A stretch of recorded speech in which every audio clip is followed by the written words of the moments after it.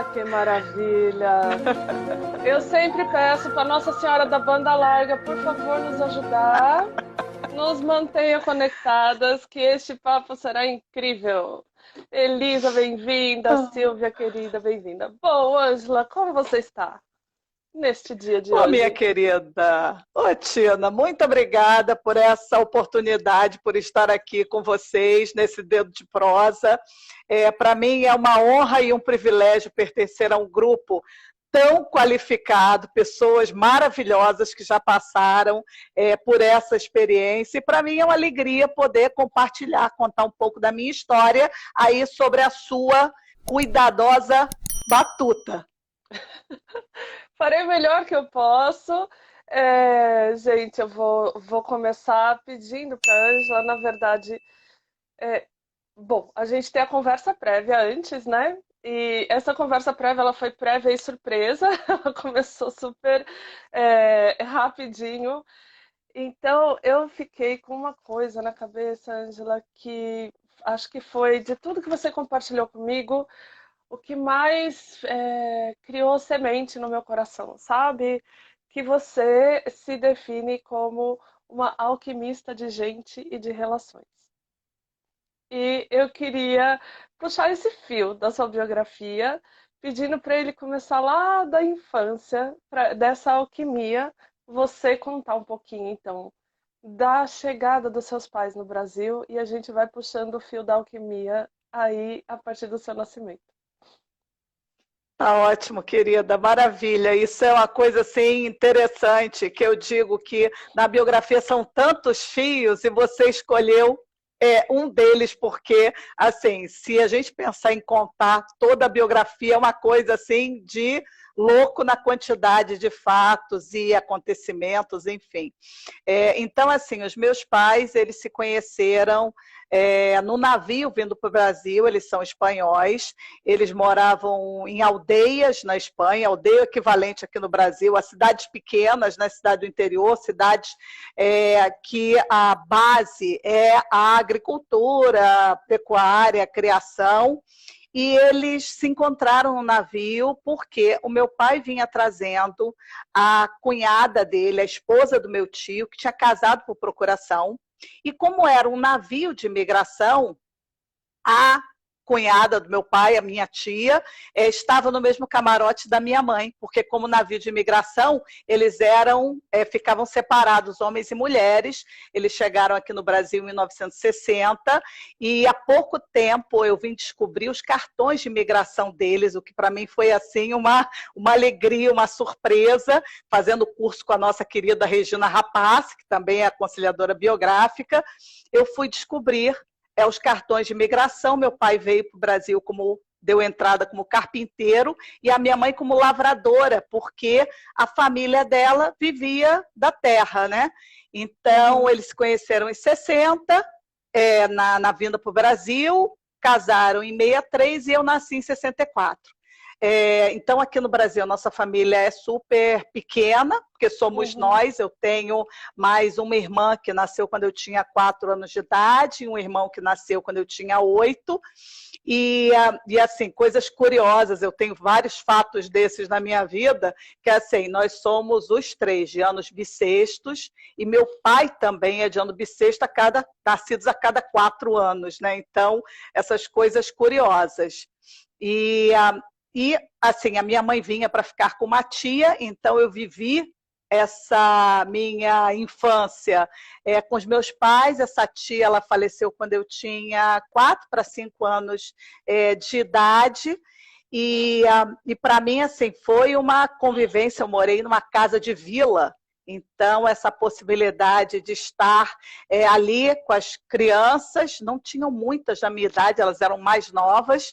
Teve uma amiga que chegou na vila, a família se mudou quando eu tinha 4 para 5 anos, que é a Edith. Então, foi minha primeira amiga. E depois veio a escola, enfim.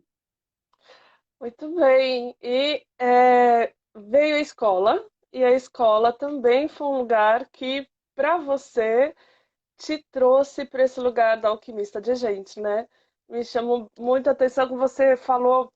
Eu fiquei pensando, nossa, que coisa incrível, né? Que você entrou na escola e a escola foi uma abertura de possibilidades. Conta um pouco disso também, Ângela.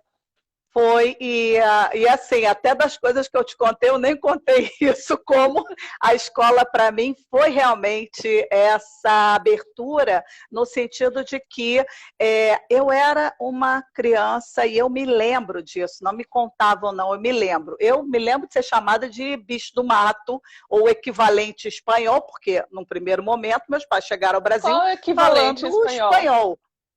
Nem sei, eu não sei o que, que seria o Ah, equivalente, achei mas que a o que gente ia eu aprender ouvia hoje. é.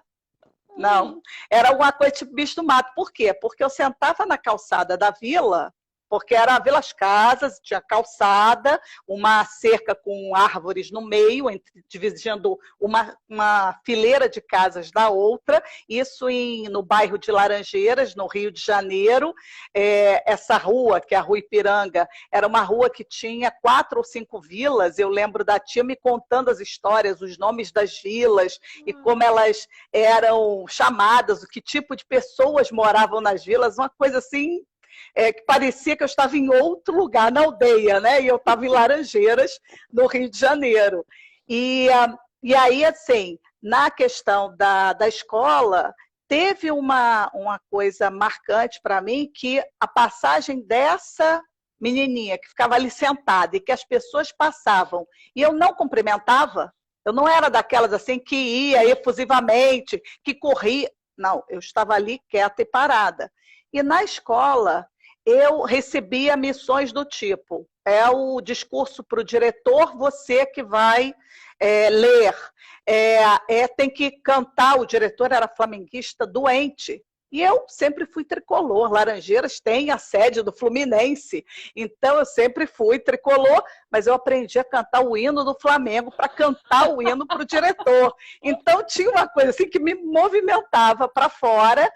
E Uhum. a questão do estudo, que é o que você se refere, que é esse fio de eu precisar de aprender inglês, porque tinha aula de inglês, meus pais não podiam me ajudar, e a minha mãe pediu a uma vizinha, a filha de uma vizinha, para me ajudar no inglês, e ela me levou na biblioteca. Isso para mim foi realmente uma descoberta, porque a biblioteca ficava assim a uns 700 metros, 900, 1 quilômetro, digamos, de onde eu morava, e eu, com 11 anos de idade, eu ia e voltava a cada 15 dias, pegava 2 livros, que era permitido, né?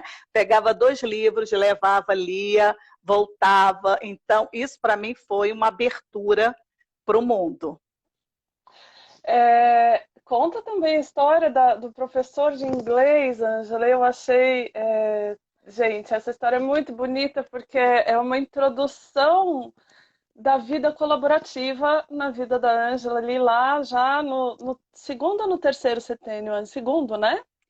No segundo, começou no segundo, porque exatamente foi nessa época dessa coisa do inglês, do como é que eu lido com isso, e meus pais, como eu falei, eles eram espanhóis, eles vieram para ficar no Brasil, isso foi uma coisa assim bem, porque eu conheço imigrantes portugueses, espanhóis, que têm essa coisa de voltar, de tempos em tempos voltar.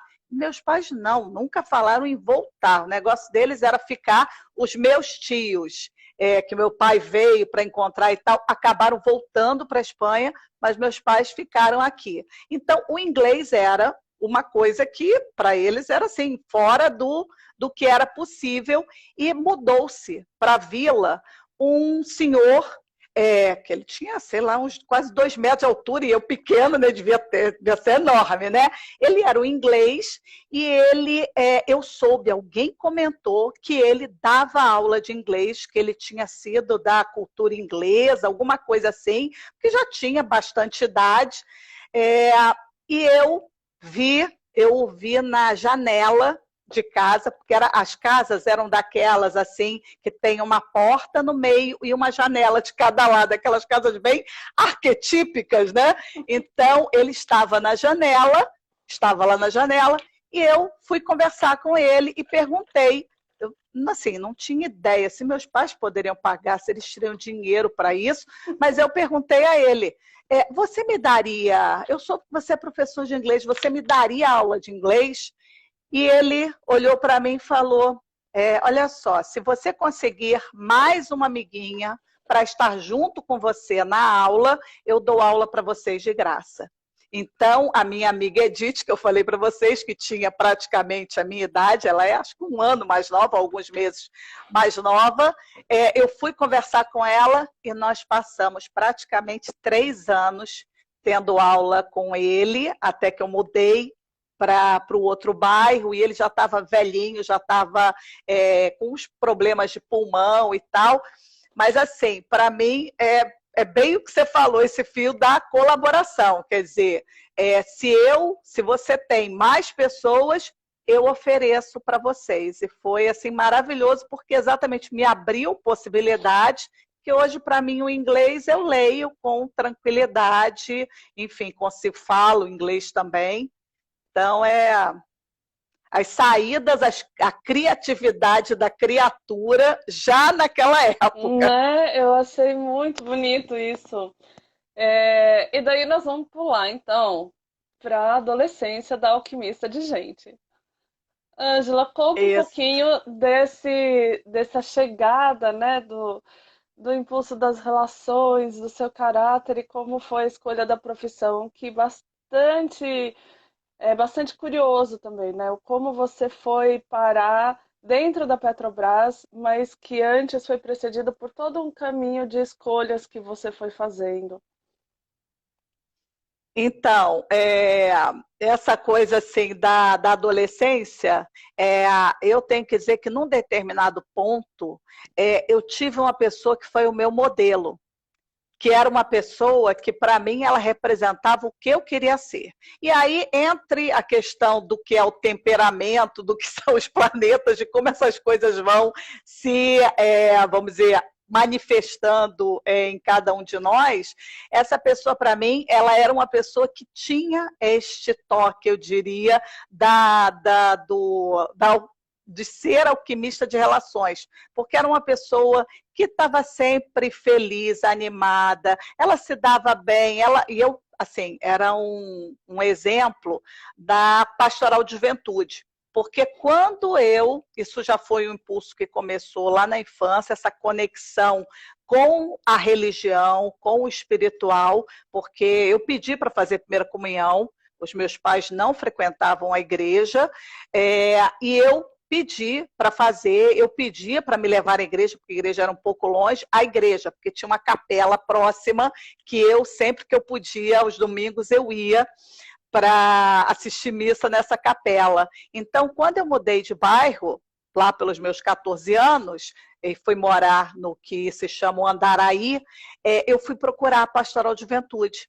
Então, eu fui Uhum. procurar na igreja essa conexão e encontrei essa pessoa que foi para mim esse modelo, essa inspiração, e ali realmente eu aprendi muito.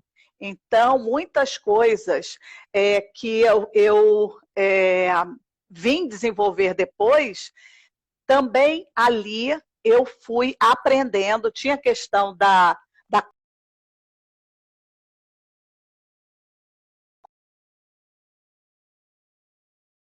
público, e na pastoral de juventude, para mim também foi alguma coisa que eu tive essa oportunidade de experimentar, e eu me vejo hoje pensando quanto que o ver, julgar e agir, que era a metodologia colocada para a pastoral de juventude, para o pessoal, o quanto que isso conecta com o pensar, sentir, querer, porque é uma manifestação que não tinha essa conexão com a antroposofia, Aham. mas já estava colocada lá. E aí, falando da questão da escolha da profissão, eu tinha, assim, interesses múltiplos, eu gostava de um monte de coisas. Então, assim, para escolher o que é que eu escolha com 16 anos, tendo que fazer o vestibular na época, como chamava, e aí, assim, eu fui olhando os temas, e eu falei, olha, pensando os temas ou as carreiras que mais têm conhecimentos, me surgiu a engenharia química, porque tinha química, biologia, matemática, física, enfim, Gente, tinha um achei isso pouco de tudo. incrível, muito lindo. A E meu escolha pai da queria que eu fosse profissão contadora. E contadora, meu isso você não contou, né, antes. Como Não, assim? meu pai queria isso, não contei, porque meu pai queria que eu fosse contadora, porque meu pai tinha um negócio, uma loja de madeiras, e ele queria que eu trabalhasse com ele.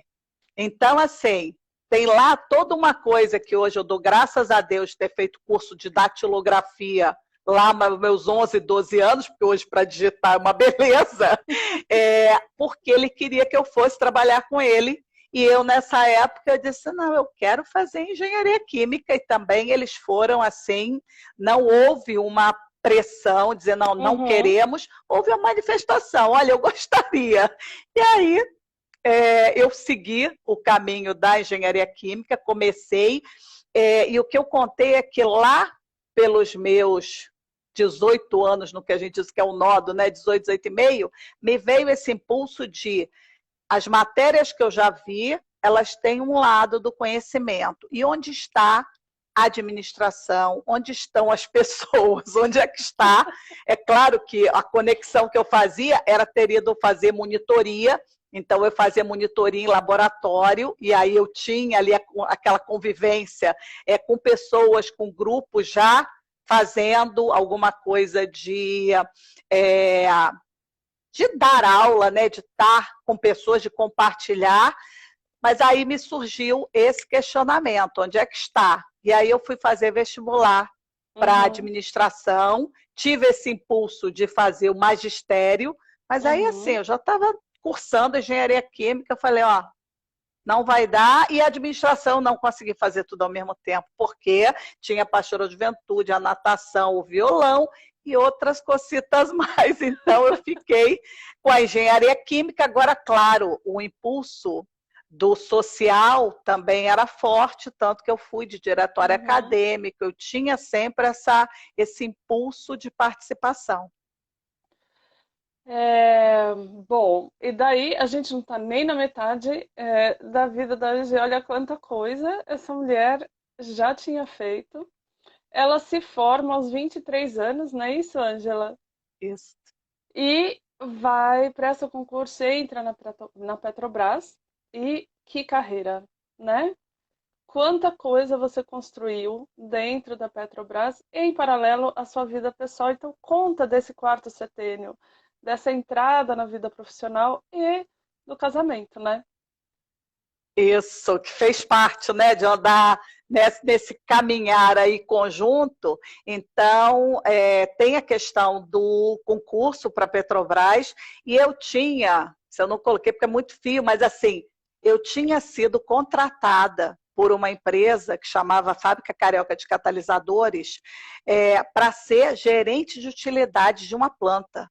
Então, assim, eu às vezes me pego pensando como é que uma recém-formada mulher, na época, foi contratada para isso, a planta ainda estava no papel, eu ia trabalhar para criar, para botar a fábrica de pé, claro que não sozinha, mas assim, foi uma coisa assim que é, eu me pego pensando como é que foi possível é, ter conseguido isso. Só que assim, quando eu passei no concurso, veio aquela coisa, eu quero trabalhar para o meu país, porque na época esse sentimento de nacionalismo, até hoje, né, enfim, mas esse sentimento de trabalho me moveu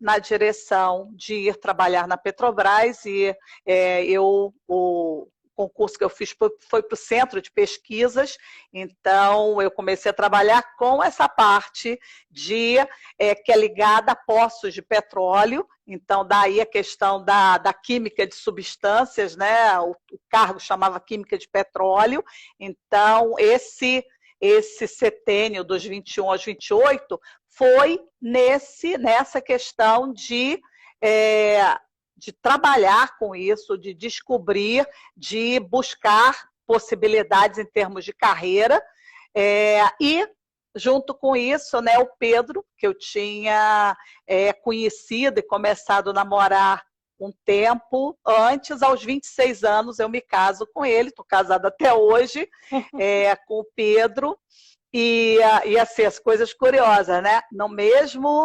Com a mesma idade que meus pais se casaram, e aí, assim, eu queria casar de véu, grinalda, e eu que desenhei o vestido, eu idealizei o vestido, o meu véu era curto, o vestido era curto, enfim, uma série de coisas de, bem esse fio de colocar a criatividade em ação. Ângela, Mas você vai é ter que isso. mandar foto desse vestido agora, que eu fiquei curiosíssima de ver como é o vestido que você desenhou.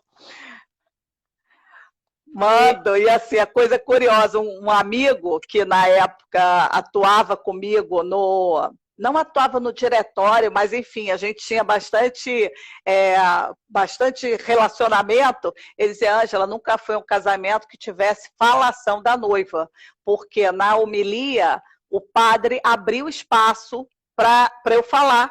Então eu que falei na homilia. lindo! Então, essas coisas assim diferentes, né? Que só em casamento de Ângela. E assim, um laço aqui que eu vou te dizer é que quando a gente faz a formação, para quem não conhece, a gente precisa escolher um biografado, ou uma biografada, uma pessoa para que a gente possa se aprofundar e conhecer a história de vida dela. E eu escolhi a Cecília Meirelles. Então, assim, no meu casamento tem esse laço. No meu casamento, o meu cunhado musicou um dos cânticos para ser uma das músicas do casamento. Então, assim, esses laços que na minha biografia vão acontecendo.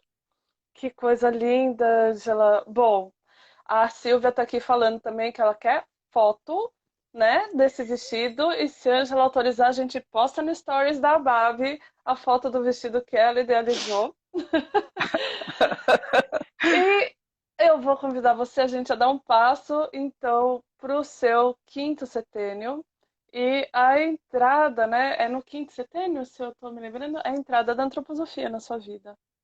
Isso, exatamente. Ali na passagem do quinto para o sexto, tá bem ali nesse meio, que é exatamente também quando entra para mim a história que eu falo da alquimista de gente, que foi quando eu fui trabalhar, depois de 10 anos na empresa, eu fui trabalhar em recursos humanos. Então, essa transição de ser uma pessoa que trabalha com a questão técnica e que tem uma passagem pela biblioteca, né? Então, acabou aquela biblioteca lá dos 11 anos, ela acabou voltando na minha vida. Eu trabalhei 3 anos na biblioteca do Centro de Pesquisas e depois disso eu fui para recursos humanos. Então, esse impulso de me descobrir alquimista de gente, da alquimia que entrou na minha vida explicitamente com os recursos humanos. Então, nesse setênio também nasce meu filho, quando eu tinha Aham. 31 anos e meio, então nasce Davi, que hoje está com 25 para 26 anos, e a questão da antroposofia, eu digo, e na semana passada eu tive o privilégio de ver Marlene Salomé aqui no Dedo de Prosa, e a Marlene, eu digo que ela é minha madrinha na antroposofia. Ela é minha madrinha e Jair Moja é meu padrinho, porque foram as pessoas, pelas mãos deles, que eu entrei em contato e que eu me descobri nesse mundo e que percebi o quanto que isso era a minha turma, né?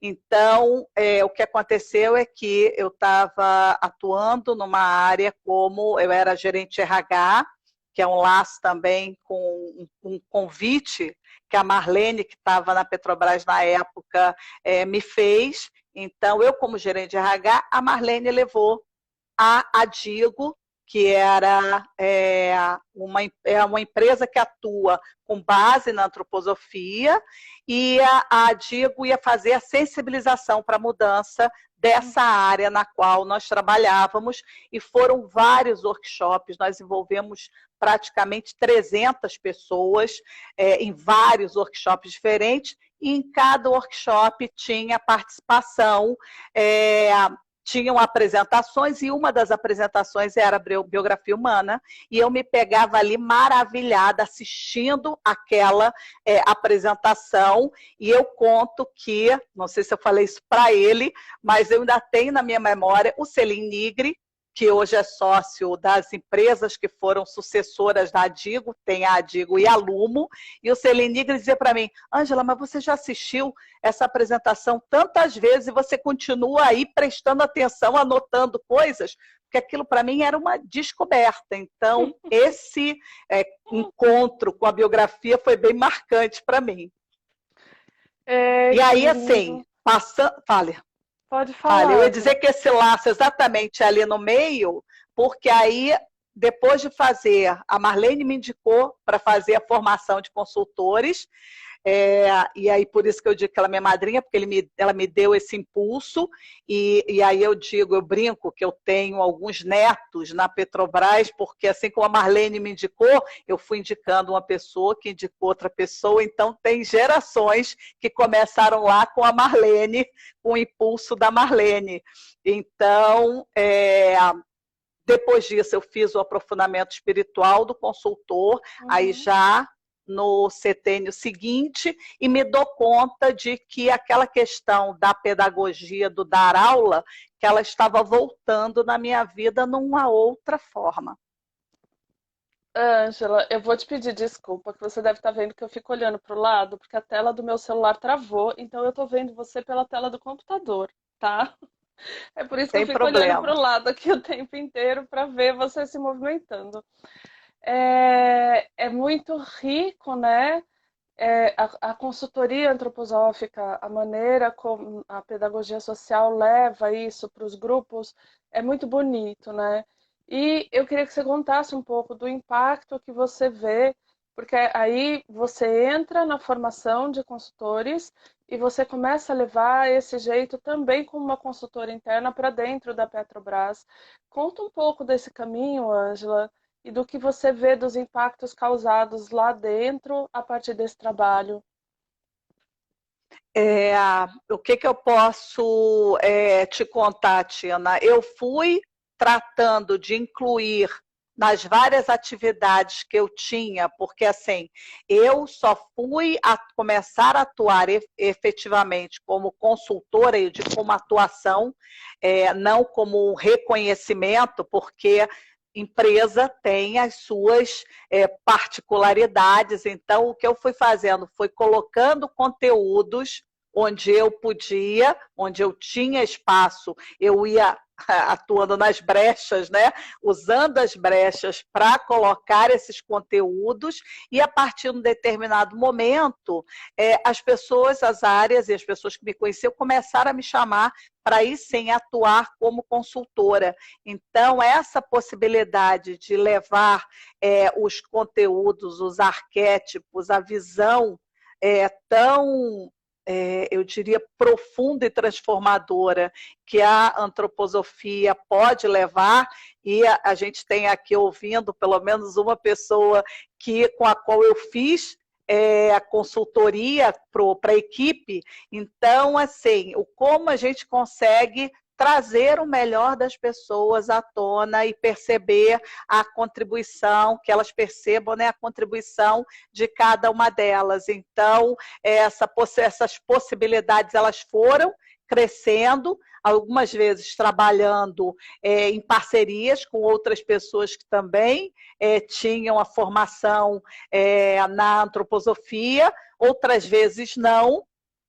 Então, foi assim muito, muito rico e conectando com outras coisas, Tina, porque isso para mim sempre foi assim muito forte, né? Essa necessidade, esse desejo de conectar diferentes coisas, até pensando que é tudo uma coisa só, né?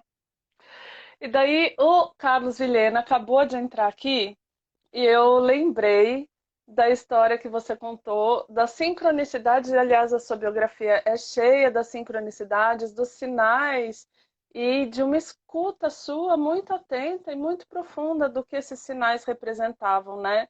E daí eu queria que você contasse como é que foi essa sua entrada, essa sincronicidade, porque essa história é muito incrível.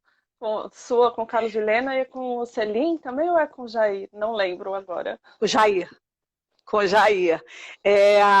Assim, eu te diria que esse olhar para a sincronicidade, ele certamente ele começou a ser cultivado lá aos 28, 29 anos, quando eu resolvi que autoconhecimento era uma coisa importante, então fui buscar diversas coisas, runa floral, astrologia e vai por aí, uma série de coisas, incluindo o Caminho de Santiago, lá quando eu tinha 29 anos de idade. Então, esse olhar, ele sempre teve assim, eu tratando de afiar, de entender o que o destino estava me trazendo e, às vezes, tratando de entender o porquê.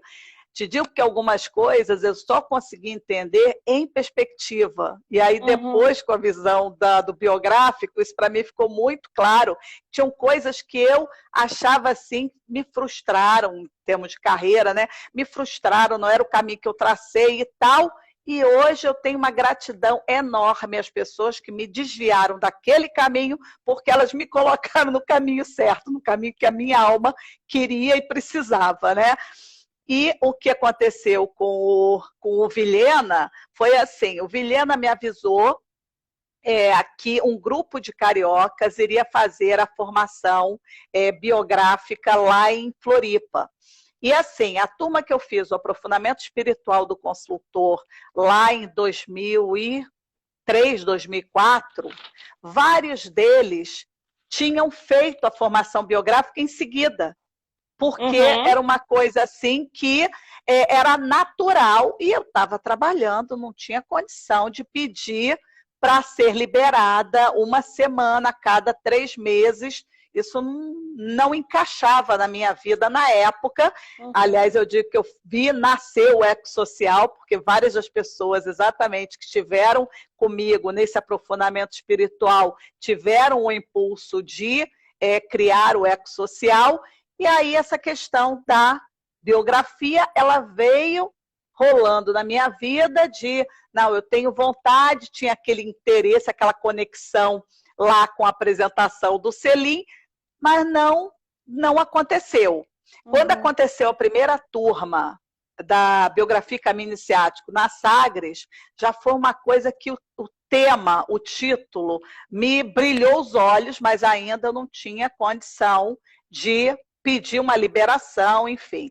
Até que o Vilhena me contou que o grupo de cariocas que estava indo fazer o biografia Caminho Iniciático, e aí eu disse, vai ver que é agora. E aí, próximo passo, marco a entrevista com o Jair Mogi para conversar com ele e tal, era uma das etapas do processo, né? Tinha a carta, você escreveu qual era a sua intenção em fazer aquele trabalho, e tinha a entrevista. E o curioso, né, que eu falei é que assim, eu saio do meu ambiente, né, tudo espaço aberto, falei, não vou conseguir falar com o Jair aqui, peguei o celular, saio para o corredor.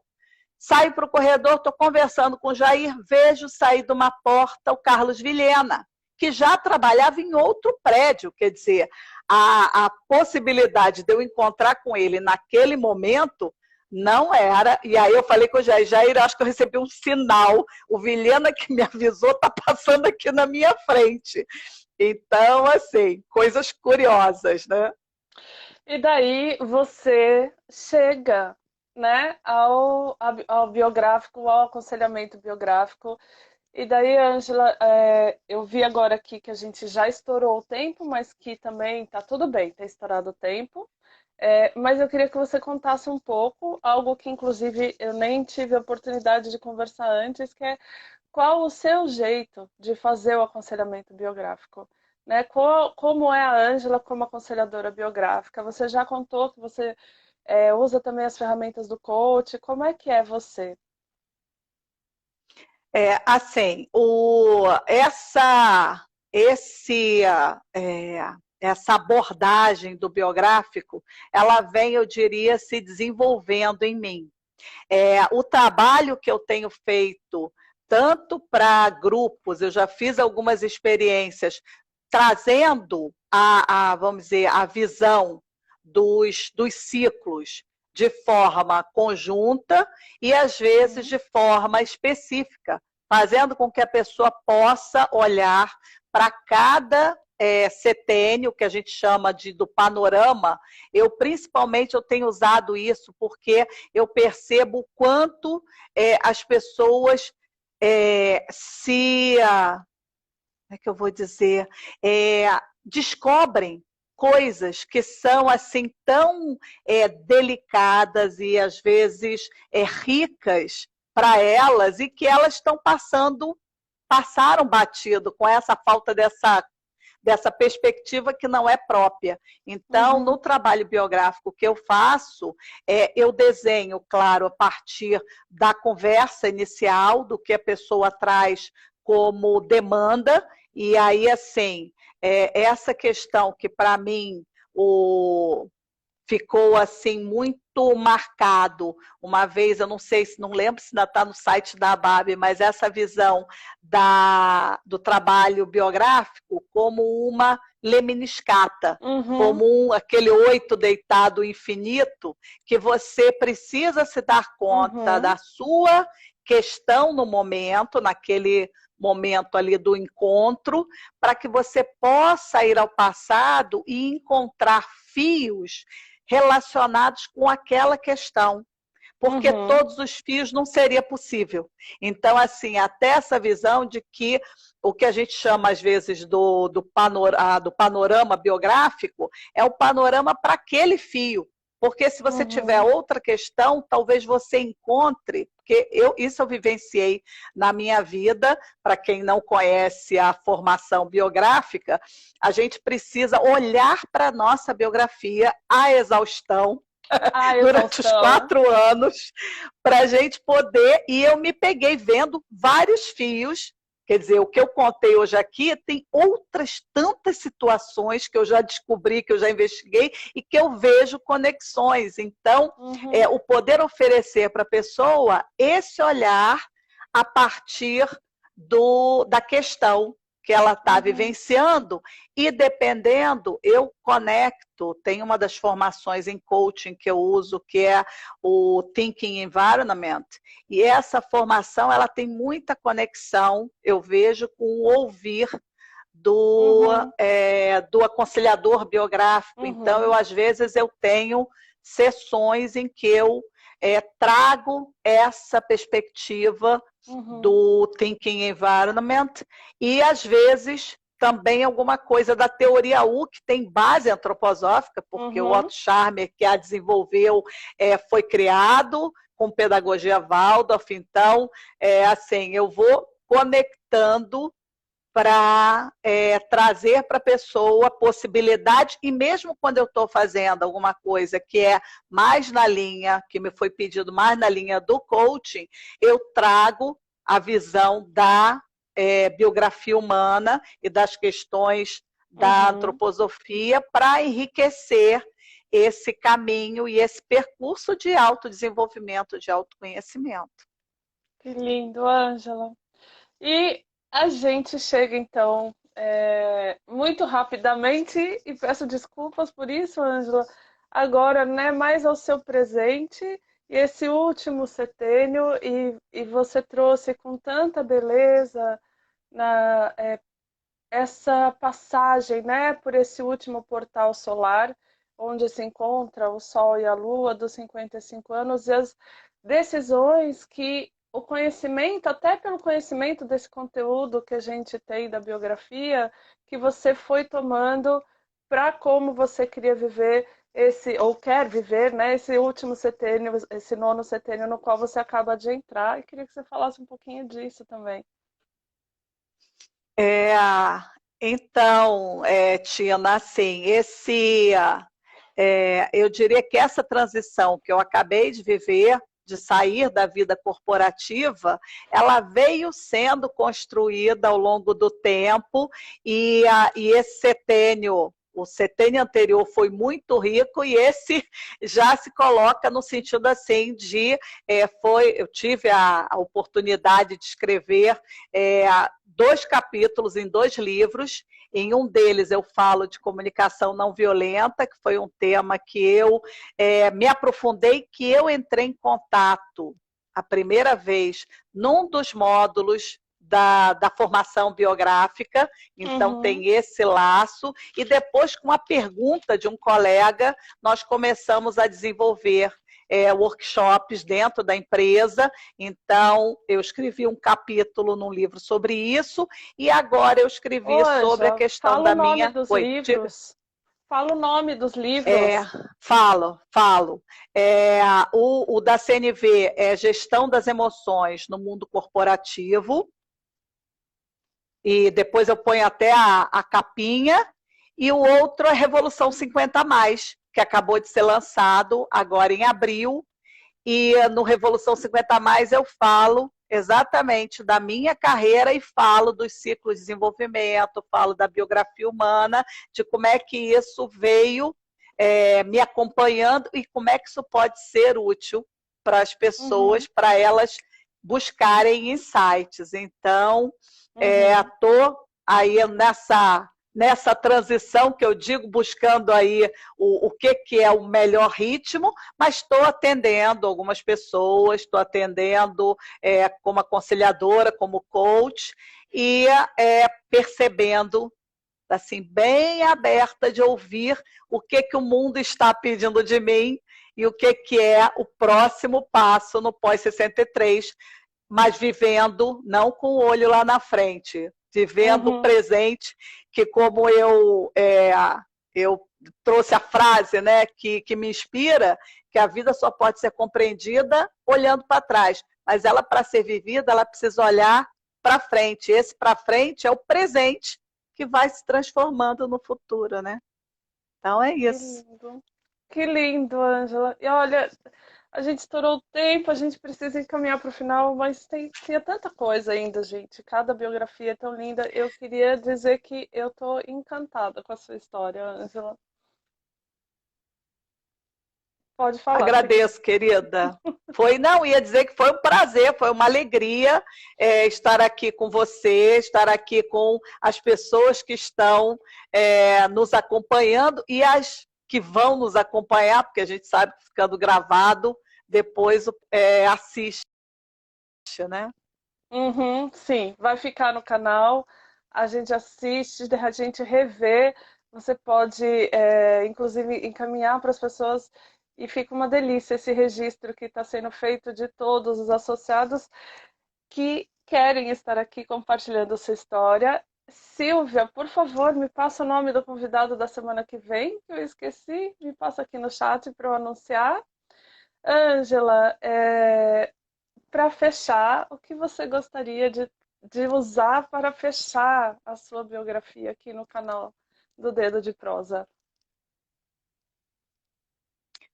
Assim, de tudo que já foi colocado, Tina, eu quero deixar para as pessoas uma mensagem de inspiração, que autoconhecimento, dizer que autoconhecimento nunca é demais, autoconhecimento sempre nos enriquece e, mais do que nos enriquecer, enriquece a nossa volta, enriquece as nossas relações. Então, essa perspectiva da alquimista de relações é nesse sentido, é que a percepção de que só atuar no indivíduo acaba sendo limitado, que a gente precisa perceber esse olhar expandido. Então, acho que é com isso que eu fecho aqui, te agradecendo pela acolhida, pelo calor, pelo cuidado e agradecendo novamente a oportunidade com esse coração aquecido e essa felicidade de fazer parte de um grupo tão seleto, tão importante para esse impulso da biografia. A gente é que agradece, Ângela, a sua presença nesse grupo, você fazer parte dessa egrégora que nos sustenta na nossa profissão, que é uma profissão tão nova. A Silvia que está aqui me falando que o convidado da semana que vem é nada mais, nada menos do que o anjo que trouxe a Ângela para o aconselhamento biográfico, de certa maneira, que é o Carlos Gilena. Aquele que foi enviado para dizer, olha, vai fazer aqui agora. Então, gente, semana que vem tem o Carlos Vilhena compartilhando a biografia dele e hoje eu agradeço imensamente a Angela Vega por ter estado conosco compartilhando a sua história tão inspiradora. Obrigada, gente. Obrigada por terem estado. Obrigada a quem está assistindo depois no canal da Babi. Obrigada. Ângela. Tchau, gente. Ângela, se quiser dar um tchauzinho e daí eu vou fechar. Tchau, pessoal.